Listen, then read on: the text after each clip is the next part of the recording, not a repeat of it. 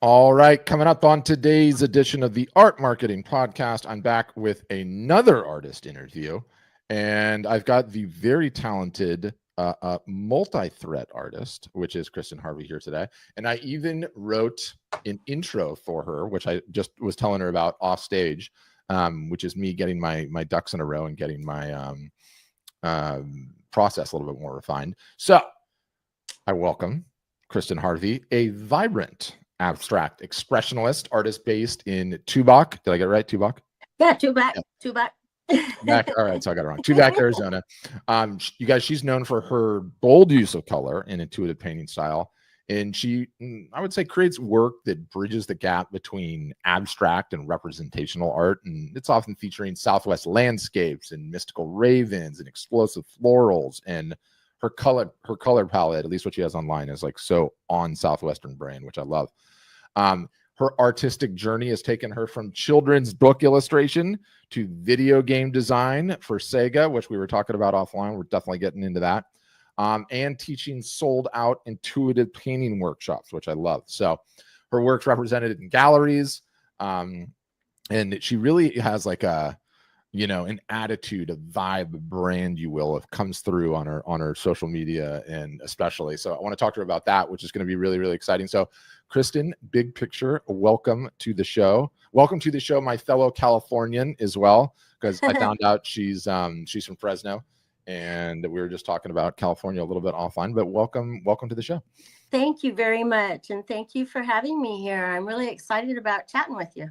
Yeah, absolutely. And I was asking her offline because, our storefronts has grown quite a bit as a company, and it's no longer the early days where I know everyone, but you've been around for a couple of years already.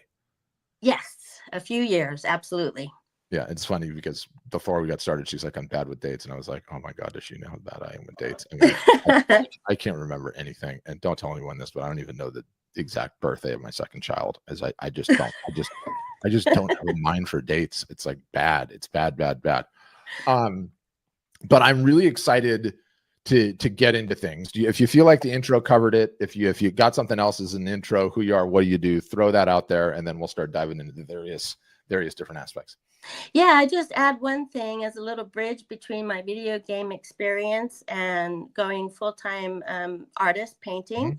I did spend time as user experience designer. Before I left Sega, I had the chance to design their first website for Sega of America. Amazing. And I went through that experience with simple text. So I learned HTML, and that evolved into user experience over the years. Wow. Just out of curiosity, do you still leverage that skill set at all? Or are you like just done with code and design in that capacity? No, I have to. Everything that I learned, I mean, I was on the design side, so it was more in touch with marketing. So I'm very happy with my experience and what it brings to me when I'm working with my art storefront site. Oh, that's amazing. I mean, that's like, it's such a you're such a unicorn in that capacity, because so few artists have like a deep background in the tech side of things, right? I mean, you were writing HTML, for God's sakes. I mean, that's amazing. And it's funny, she and I were talking. I don't know how old you guys are that are watching this, but Sega was a huge part of my childhood. That was a extremely sought after gaming console way back in the day. I don't even think like the new generation, aside from like what Sonic became a movie, yes. the flashes like on the screen ahead of time, which is amazing.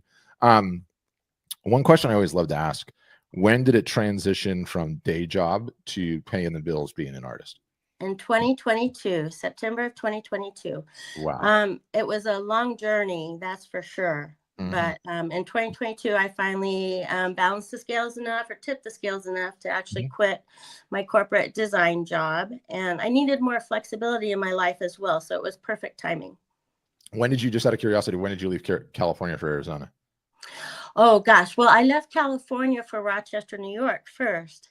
So after my video game experience, I was looking for a big change and moved across the country. And I, believe it or not, started working at a cross-stitch design company, which at the time had very similar software to video game software back in the day.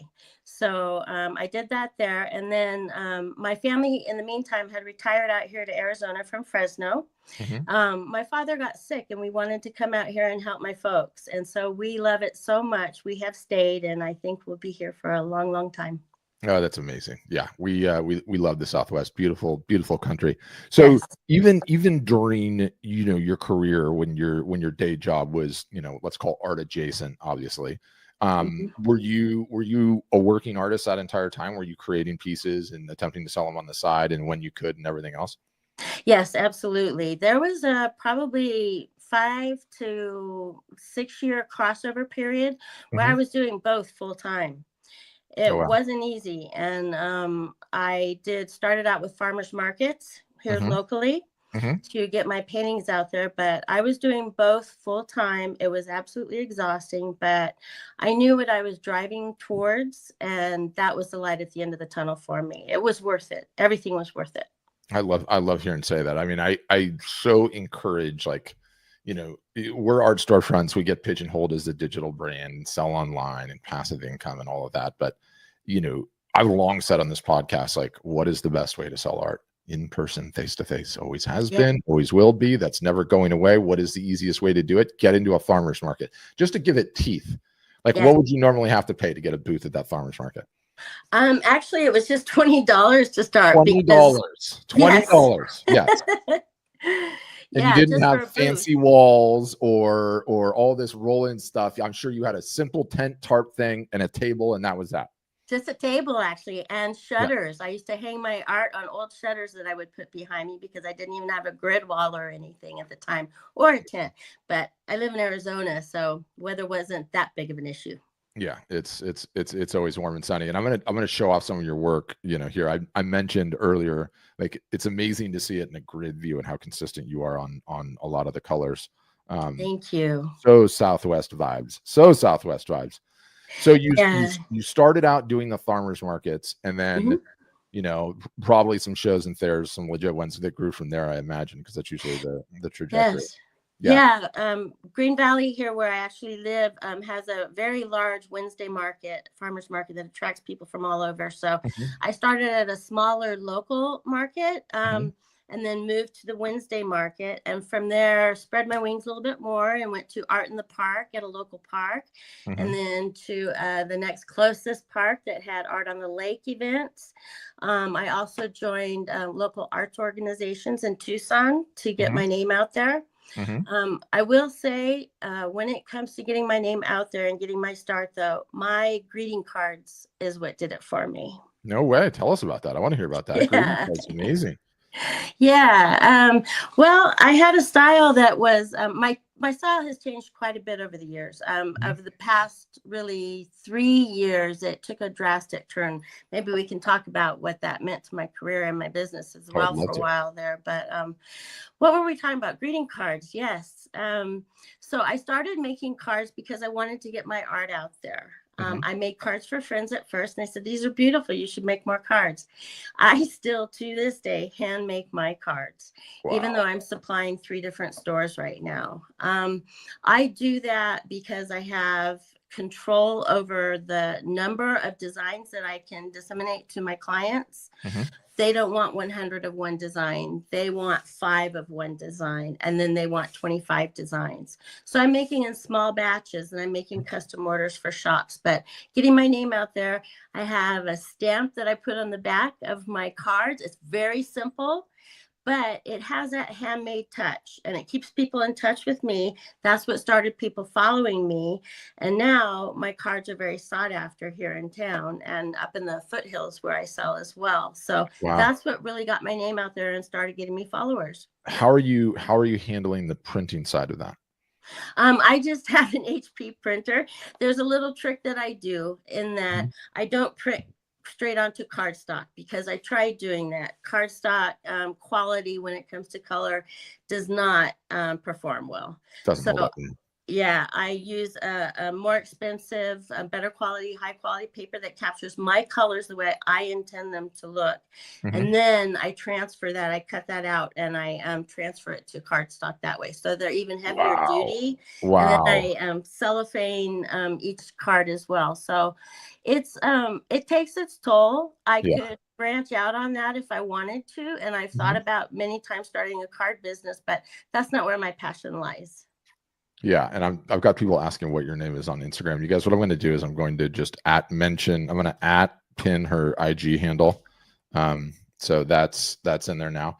Yeah, I like, one, you obviously have tremendous validation on the cards, and that's amazing. Two, you've got to get yourself out of the manufacturing process of that. You've got to figure out how to get someone to be able to handle that. Because I just heard all of that, and I was like, oh my gosh, she's running a full-blown arts and crafts factory on top of everything else. I know what that entails, right? Yeah, it's also very meditative too.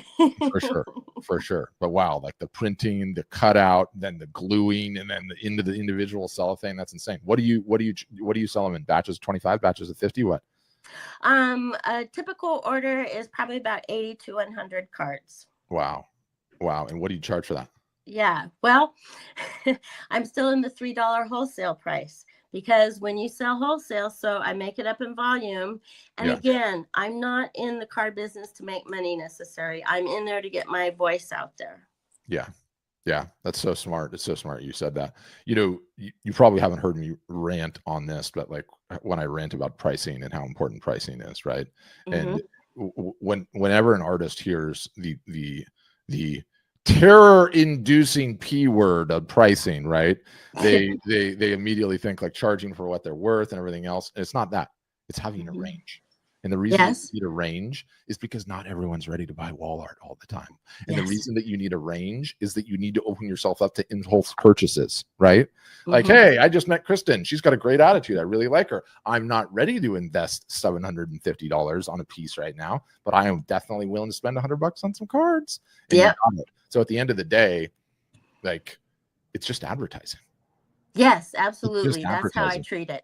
And that's why, I'm not so concerned about the bulk orders. So no, but I mean, at the same time, why I would argue you do need to be concerned with the bulk orders is because you clearly have validation. You have the product the market wants, and I'm sure you probably can't supply enough of it. And so I would do, worst vice is advice, but what I would do is I would figure out a mass produced option. Okay. And I would have that be my low entry price.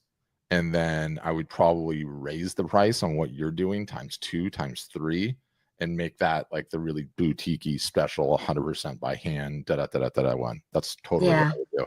Because it seems like you already can't handle the demand, right? So Lord knows, like, the older we get, the less we want to be on the assembly line too. It doesn't take long to be on an assembly line to be like, oh my gosh, get me off of this thing.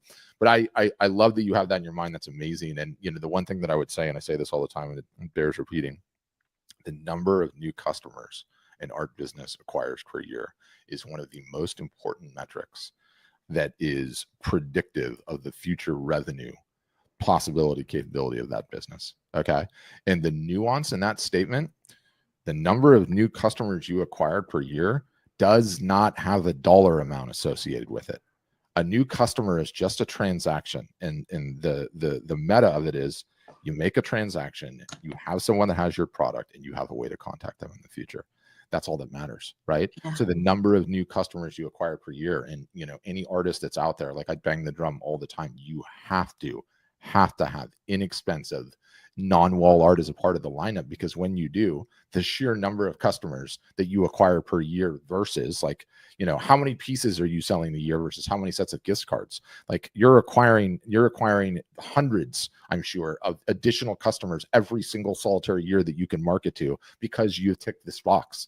And I always say the same thing. It's like, I've never met a revenue source for artists I don't like as long as it's legal, right? I feel like I can't have enough of them. So the gift cards aside, I want to pivot to when you started teaching. I love that you have this additional revenue source in your business.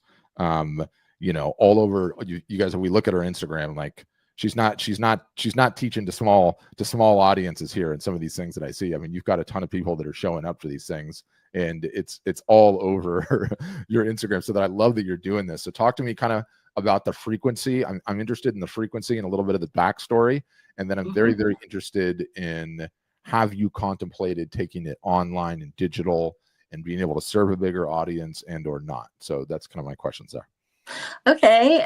Sure. I have considered taking it. I'll answer that one first. I have considered taking it online. It's not, again, where my passion lies. My passion lies in interaction. My whole goal with my classes is to introduce someone to themselves again and find their authentic voice as an artist. But I say intuitive painting with confidence, because I also teach art tools and practices, theory, exercises for the imagination, to open up that imagination, to get people back in touch with their authentic voice and what they have to say. So it's not a come and learn to paint like me experience. I get the fact that people are coming to paint with me. I do get that, and I want that. I want that connection with people, but I want them to be coming to learn to paint as themselves, is the sincere goal with my workshops. So that doesn't quite mesh with online workshops right now, but I do demonstrations. I do demonstrations online on my Instagram where I paint live, and that really connects with people as well. It's amazing when you discover and really listen to people, the questions that they ask and the things that interest them. They're just so hungry for the artist experience. They want to understand what you were thinking. They want to understand how you did what you did. And through those, through the videos, I have that connection. And I don't, at this time anyway, want to monetize that, because it's something that helps me connect with all different kinds of people in different ways. And I think if I monetize that, it's going to cut off a big portion of that for me. So it took me, I will say it took me a good 3 years to work up the guts to teach. I had taught as a younger artist in boys and girls clubs in San Francisco when I was in art school. So I had the experience, and I remembered that and loved it, but I hadn't really worked with adults. And my biggest voice in the back of my head that whole time while I was contemplating it was, you don't have enough to say. And when I started listening to people and paying attention to the questions that people were asking me online, I realized I actually have a lot to share. And my first experience with teaching and hearing those incoming questions and the passion for learning is what drives me, and what gave me the confidence that, yes, I do have something to say. I have something to share, and it is of value to artists that are trying to find their own way. It's so, I mean, it's like public speaking and all those fears personified into one little thing. Now, Yes. you mentioned something there. One, I want to push back on you because I don't think it's binary. I think you can do both, i.e., have that authentic you out there, putting yourself out there, connecting, getting that feedback, and then two, having it lead to something that's monetized. But how are you doing those live? Are you actually going live on Instagram, so it's in real time when you do that? I have gone live in the past. I have a little bit of issue with that because the way I do so much contemplation and stepping towards my easel and stepping back to contemplate, that doesn't work really well. So I do it sometimes in short spurts, or to describe a painting or describe a process that I just went through. But mostly with the videos, I record them and then I edit them in InShot, and I put them back together with the finish. I found out I used to post just the painting process without the finished piece, and people were very frustrated with me. Oh, yes. Another thing about me is I tend to paint overnight. So now people would wake up in the morning and see, what did you paint last night? So that's kind of the thing that I have going on right now with my videos. So people want to see what comes out of it. You're a night owl then. Absolutely. Yeah, got it. This is such a loaded question by me, because I've been banging the drum for like since COVID about the absolute power of what we're doing right now, which is this broadcast is live, right? There's, as of this current moment, there's like 50, 60 people watching this, and I'm seeing some of the comments coming in, they're saying this and that. Are you familiar with like the term busking? Yes. Right. So what does a busker do? Right. And this is like the greatest takeaway of why the live is so powerful. I love making the analogies and taking it out. What does a busker do? A busker goes to some sort of a busy place, a city center, a busy street corner, in front of a museum, wherever it is, right? They don't know who's going to be there. They just know that there's going to be people there, right? And what do? They set up, and let's just keep it in musical context. They start playing their music, right? And they're playing their music that whole time regardless. And what ends up happening is the serendipity of life. Some people just walk by and they just kind of tilt their head and they look at it and they see who that person is visually and they hear the music and they're pleased, but they got to go on about their life because they're busy.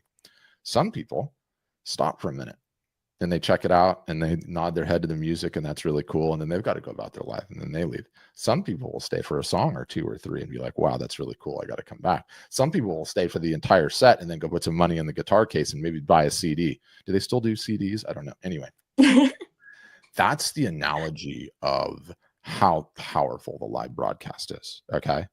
The busker has to go to some shopping mall or busy city center or some landmark, right?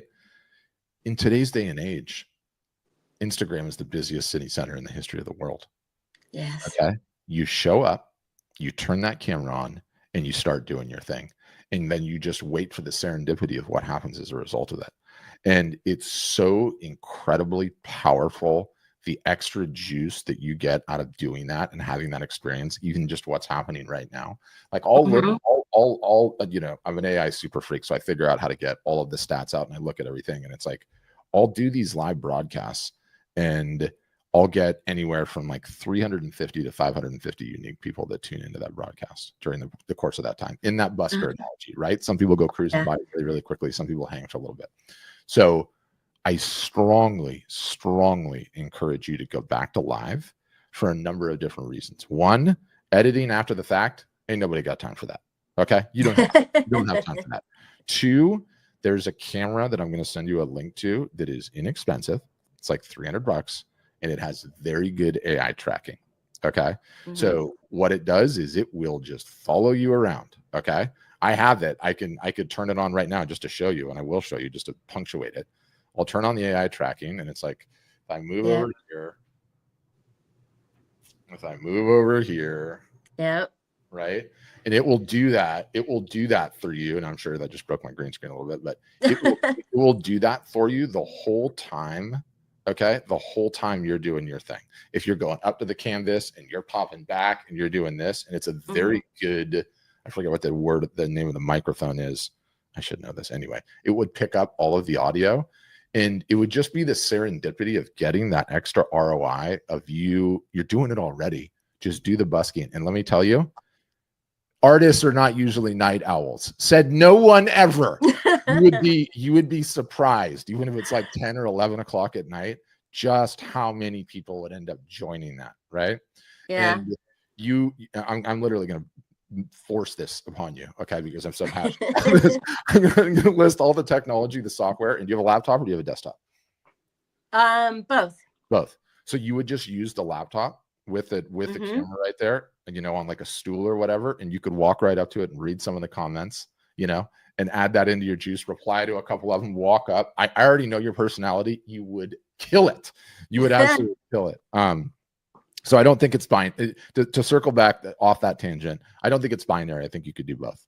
Like, you know, I spent 10 years at this company, right? And I've seen artists of all stripes and all imaginations at all stages of their career. And the one thing that fries me out harder than anyone else as a result of that experience is when someone like you has what we call in like the tech world product market fit.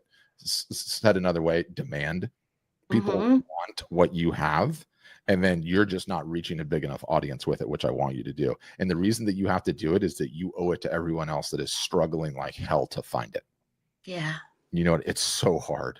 It's so hard to find a niche, to have the self-confidence, to be able to generate the volume of sales that you did, to put those butts in the worksheet, in the workshops. You owe it to all those other artists to maximize what you have. And I think you have tremendous potential to do so. So I'm gonna hammer you with the lives. And then I also think like everyone, but especially artists, tend to overthink everything. Don't overthink it. I will have the tech team put the item in your shop, a Zoom session where you teach, charge $10 for it just to see whether or not you can get validation, and do 2 hours. Okay. See what happens. I'm up for that challenge. That's it. You can use my Zoom account. Okay. I will give you my Zoom account, which can hold up the plenty. I think it holds up to like 1,000. So you could have 1,000 people in there doing the Q&A, doing the whole thing, and just doing one of your sessions and just see, you know, like that could be done.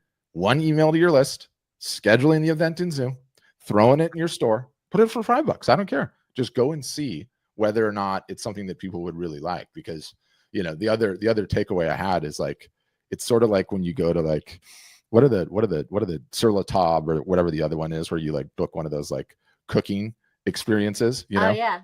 where you go with a bunch of friends and you have a couple glasses of wine and there's a chef there that teaches you how to cook. Like, yeah, technically you're there to learn the cooking, right? But you're also there technically to have a glass of wine or two, and technically to have kind of like a nice experience. And the takeaway that I had from how you structure your classes, it's like, it's not just about the art part.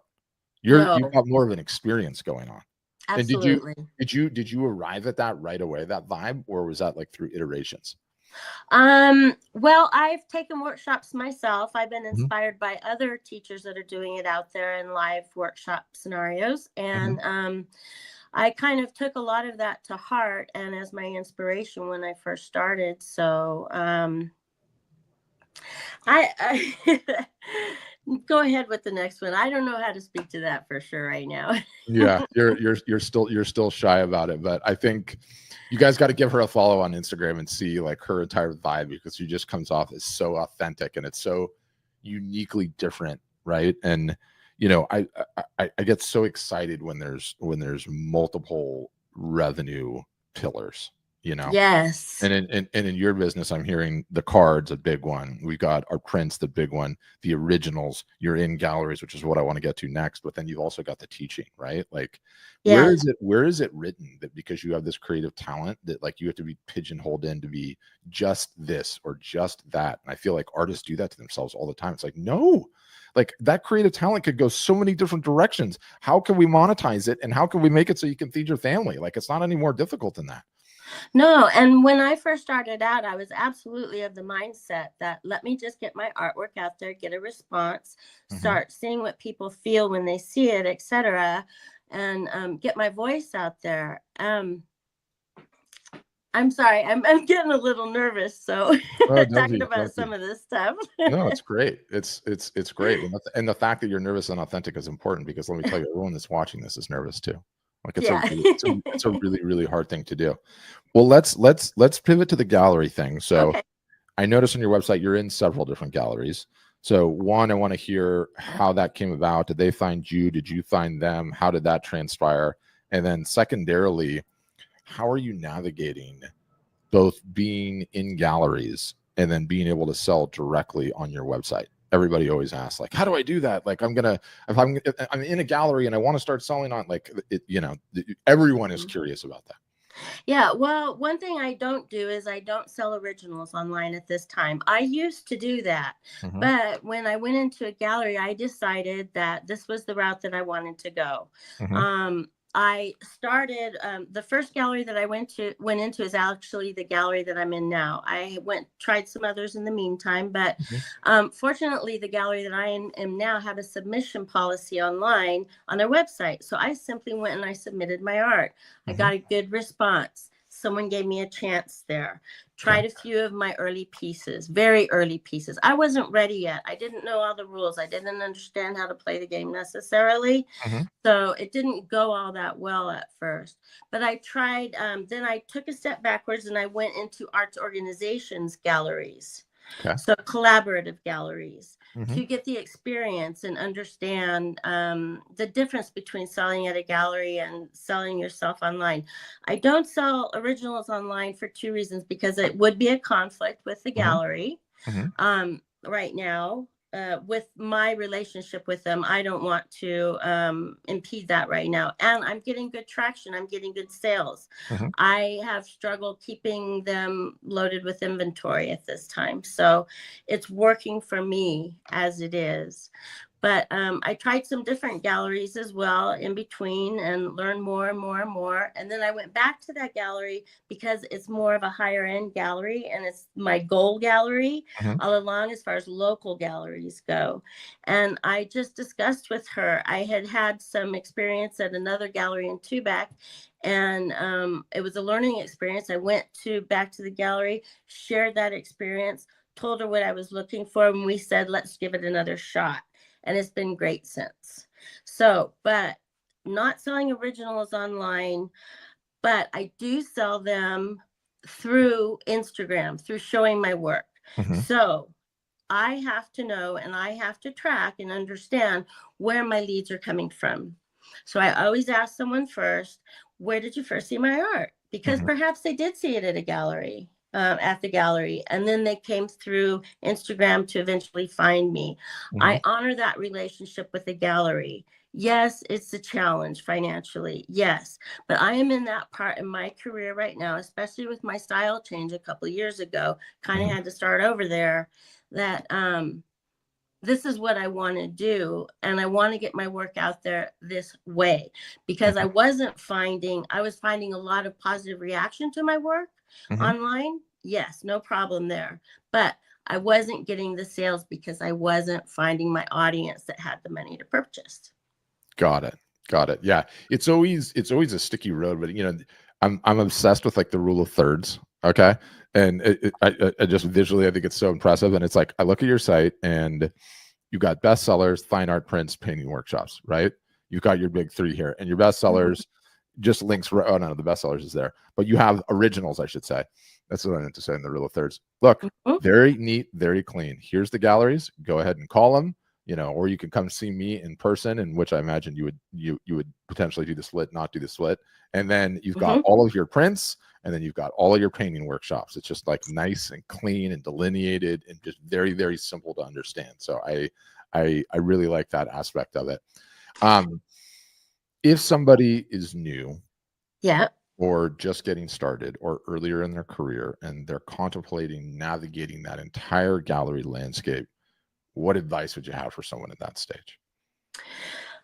Well, first of all, everything goes back to the art. That was one thing early on. I went into galleries a little bit too early. I wasn't quite ready with my art yet. Because everything goes back to the art, you have to find your voice. Spend time painting first. That is always going to be my biggest piece of advice, because that's what I had to do. I had to go back. I had to get into my own head, into my own space, into my own flow, and find what spoke to me that was going to keep me passionate and keep me interested in doing this for the rest of my career.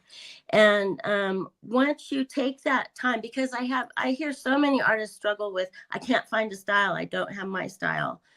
You have to paint to find your style. No one is going to give that to you. You can go to all the workshops you want, but unless you're going to go back to your studio or your space and create and listen to your own voice and learn how to get in touch with that, you're not going to necessarily have a viable product that's going to be long term. So that is my first piece of advice. Second piece of advice is go out there and find your own opportunities. From a kid, when I first started working when I was 14, it was a matter of looking in the phone book and finding the companies that I wanted to work at, calling them, finding out what would it take to get there to your business. It's that same concept that I've applied to my artistic career, in that way that I decide where I would want my art. I make a vision of that in my brain, and then I find out what I need to do to get there. And with galleries, look at their websites, find out if they have any online submissions. A lot of galleries still do. You may not hear back. You have to build your ego to the point that you can take rejection. That's another very important step in finding the right gallery. It is. It's hard, but you can get there. And I think that, again, goes back to the product, to painting. Knowing that you have something to say, feeling confident in what you're putting on the canvas, and knowing that there are people out there that are going to connect with it. And the last thing I'll say there is definitely being authentic, finding your own voice, not going out there and trying to put on a show. I let a little bit of personal stuff come in on my Instagram and in my Facebook, because I find that people connect with that. The struggles of an artist are real. And the internal struggle, the mental struggle, all of that. And I like to share that with people so that they don't feel alone in that process. I love that. And you need to do more of it. Yeah. Like, you're getting me in all my hot button topics, but art sales are 50-50. It's 50% of meritocracy in the art, and it's 50% who is the artist, what do I have in common with them, do I bond with them, and is it someone I want to do business with? And I think too many artists online, and you're sort of going against this trend, at least as it pertains to Instagram, because I look at your Instagram, right? And we should pull it up. And I promise I'm not lighting you up. A little bit I'm lighting you up, but like I think the prompt that I give to people is like, what is something that I can post this week that has absolutely nothing to do with my art or my identity as an artist, right? Mm-hmm. Something that is just completely different. And it can be anything about anything that you do, right? Like, you know, like, okay, you like going to the little music festivals and whatever they are in town, right? And you're hanging out with your pals and you're doing, okay, great. That has nothing to do with the fact that you're an artist. Okay. It has the fact to do with what you like. You've got this one where you're dressed up in the pink band leader outfit, right? Yeah. Perfect. That was a very important post, actually, because everyone knew that I was going through some struggles with caring for a family member. And that was my struggle and my desire to go back to my inner child. Years ago, I did a internal work that I visualized my inner child. And this brought it to life. It was a really great experience because I was feeling out of touch with myself, and just putting a vision to that child within that has something to say without any filters and bringing it to life. That was a very powerful post, and it connected with a lot of people on the different platforms. 100%. Silly, yes. But I'm putting myself out there and I'm being myself. I am a little bit weird. I am a little bit silly, and I enjoy funny things. We all are. That's exactly. Yeah. Exactly. We're all a little weird, and those weirdnesses is where you connect with people, I think.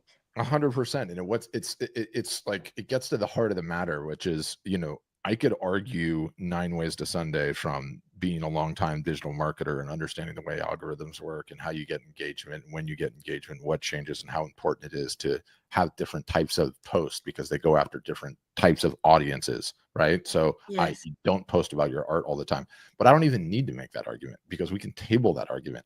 People do business with people they like. People get connected to people they like. If you're not giving a window in who you are aside from an artist, how are they going to make that connection? How are they ever going to know? Right. And that's the thing that's so hard because, one, I should say, I hate social media. I'm a social media marketing expert. I hate it. I don't post anything ever. I don't even ever go on it. Okay. Really? But yeah. So my point is, trust me, I know. Okay. I know. I know that why photographers like to hide behind the lens. I know why artists like to hide behind the canvas, right? And not share any of that stuff. But the reality is that, and I say the same line, like, I'm not saying to people that you have to become a Kardashian and your life is like a reality TV show where you're followed around all over the place. But give us a little window now and again. And something else that makes you tick. Because every single solitary time you're offering up this part of your life that, guess what? It turns out a lot of other people online do that same thing too. And all of a sudden they're bonded with you. And it's like, that charges up your engagement and that earns you the right to share the art. Don't just share the art all the time. So I get just super, super fired up about that. Yeah. In this whole journey, how did you find us, out of curiosity? Just through research, actually, and ads. I was considering what I wanted to do in the online aspects of my work, and I wanted a platform that was robust enough to facilitate my growth and scale up with me. That was one thing that was most important. When I first started with my site, I didn't use all the capabilities. I still don't yet today, but I know I'm growing into them. I know that they are there. And the fact that they're there inspire me to learn that side of the marketing and the sales approach. Awesome. Absolutely amazing. And we were talking a little bit offline because she's, you know, she was writing web pages in HTML. She's clearly got a techie side to her, right? And so I was asking her about her AI use. Anyone who listens to this show knows I'm like an AI super freak. I'm very, very encouraged by its potential broadly, but very specifically for artists as well, right? Do you just explain your usage? And I know we talked a little bit about Art Helper, and that's great, but are you using it on the side, ChatGPT or any of the other ones, to do research or to ask questions or to help you think about things or anything like that? Yes, I do. I use ChatGPT and GPT, sorry. But dumbest name by the way ever, by the way. GPT is it's like, it's so hard to say. Like they could have, yeah. Anyway. But I will use it for research, for personal research. I most recently actually used it for my workshops, in that I use it to summarize all my different thoughts into some summary pieces that I could hand out in the workshop for takeaways. I don't post those online because I want people to come to the workshop to get that information. Yeah. But I find value in it. I struggle a little bit with descriptions of art. It is amazing. I have a painting with a moon on it with little freckles. GPT caught those freckles and described the painting to a T, but the soul wasn't there. Yeah. My reason for painting it, my desire to paint it, and my desire to share it wasn't there. So I always go back in and I re-edit and add my own voice and flavor to any descriptions I do see. 100%. And what you just said is like one of my favorite use cases of the whole thing. It's like, is it easier to start with something on the page or with a blank page? I don't know about you, but for me, it's easier to edit something than to come up with it out of thin air, right? Yes. And it's like that's the beautiful thing. And it's funny because I was looking, I think, at your Instagram, and you generated one of the little action figures that we all did. Did you guys see this? This was like such a viral thing for a hot minute. Everyone, the prompt got shared, and everyone was going on and creating it. And you got Just Paint on there, and I know you did that with GPT, like all the rest of us did. So I was like, I know a little bit. Anyway, where was I going with all that? Oh, like since COVID. And you probably haven't been with us that long, but since COVID, I've had the opportunity to do like multiple, whether it's Zoom or whether it's live broadcasts or interviews like this. And it's like I've interviewed so many artists at this point, so many different photographers at this point, and the number of those folks out there versus the number of those folks out there that have even one part-time assistant or part-time team member, someone helping them with their marketing. Like if I interview 1,000 artists, it's 2 out of the 1,000 that have an employee of any kind. And that's got to give, right? It's got to give, because it's too hard to wear all the hats all the time and be good at all the things all the time. It's impossible. No one can do it, and no one wants to do it.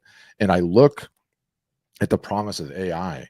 Yes. Being that employee that can just help you out in a couple of these areas that you just don't want to do the work, or it's not the best use of your time, or you just absolutely hate doing it, like more so than any other thing in the history of mankind, right? And then it never gets done. And I'm excited about it. I mean, like in the artist segment especially, I feel like it is one of the greatest levelers ever, because those employees were not going to happen. It's like the greatest, like, which came first ever. I'll hire that employee as long as I sell enough art, but I can't sell enough art until I hire the employee, right? Absolutely. It's so hard. And I'm like thinking about you. I was like, oh man, she needs one. She needs one on the assembly line. She needs one telling her what Instagram comments are in these upcoming live broadcasts, right? And you're right about that. Yeah, I did get an assistant for workshops. That is very helpful. Hugely helpful. Yeah, and you need it. One cool thing that I made for you, and you don't even have to do anything. I'm just going to put it in your art helper for you. But I developed this product. It grabs as much information about you as possible. So I did this this morning for you. It grabs your. I maybe should even show it off. Let me see if I can get it on the screen. It might take a second, and I'll just sort of explain. But bear with me while I got to go find this thing. It basically grabs everything that I can get in a public capacity about you. Okay. Yeah. And it follows, I mean, I've been iterating on this thing like crazy. It follows this structure to create a file that the LLMs read. Okay. And the way that it works is that it's basically, hey, LLM, don't sound soulless. This is what I like to sound like. Right. Yes. And so what it does is it enables the LLM to talk like you, right? So it does these things: core voice, archetype, tone and style, key themes and topics, signature phrases and quotes. Come paint with us. Let the Sonoran Desert art season begin. True story. Remember this: more than enough to reach for your dreams, right? So it understands some of the ways that you communicate. And you give this file to the LLM and you're like, please write this product description of my painting with freckles and the moon in my voice. And what I find is that, like, the quality is anywhere from, and it's situational, but anywhere from a 30 to 40 to 50 to 60 to 70 to 80% increase in the quality and the caliber of the output. That's so incredible. I'm gonna put this in your art helper today as soon as we got this call. And then when Okay. you go back in, watch what happens, and I'll send it to you too, so you can use it on on the side and everything else. But yeah, I just think I think AI can be an employee, and God, you guys need one so bad. All of you need one to help with all of the things that you absolutely hate, right? I'm dying to get in there. I have been wanting to take full advantage of everything and that Art Storefronts offers, not just as a platform, but as a guide to what we're trying to do. My problem has been, it's great that I'm reaching out to multiple channels. I'm getting my voice out there, but I'm noticing as I go on, I'm refining, I'm bringing back in what brings me the most passion, what makes me the happiest. Because those things are what's going to keep me in this career. They're going to keep me going. They're going to keep me. I mean, I'll always be an artist. I'll always go back to the canvas, but that's what keeps me going in my career and wanting to show my work and wanting to sell my work and share it with others so that they have that happiness in their own home. The authenticity comes through loud and clear on you. Let me ask you this: two questions to end with. Yeah. One, a cynical one. If there's one thing and one thing only that we can improve at Art Storefronts for you, what is it? One thing.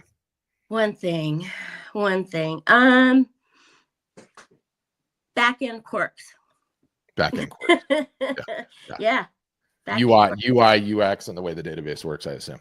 Yeah, there's just a few little things that I would improve. Being a user experience designer, that I would improve that way. I think make things a little bit more simple, but it doesn't take much because there's a very clear path from point A to point B of what you're trying to do in the back end. It doesn't take a lot once you figure it out. That's the challenge. Sit down, figure it out, read all the content, listen to the support, follow it. Once you do it, then it's so easy. Yeah. Once you get the hang of it, we need to hire you. We need to hire you for some back end UI, UX, Sega theme upgrades. Guy, I would love that.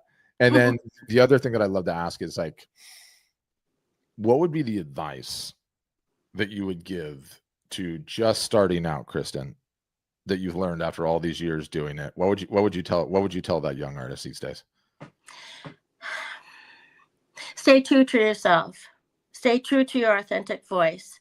You will get a lot of criticism. You will get a lot of input from various different audiences. From friends will say one thing, a gallery will say another, a potential buyer will say something else. Know yourself. Get to know yourself internally, because that is what you can always go back to. That is your true north. And if you understand that and you can keep in touch with that, I think you can do anything. Amazing.